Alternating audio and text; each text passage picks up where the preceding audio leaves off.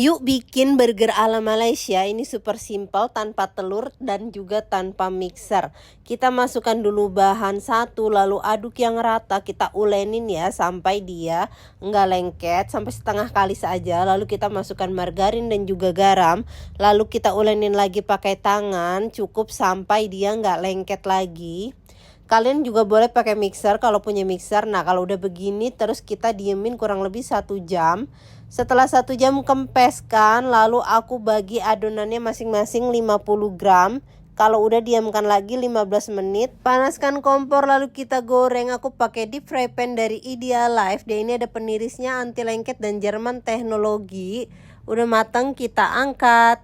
Nah ini tuh sama banget ya kayak adonan donat gitu, tapi kita ini isiin sambal sama timun. Ini namanya donat Malaysia. Resep sambalnya aku tulis di kolom caption ya. Super gampang kan, enak banget. Yuk bikin.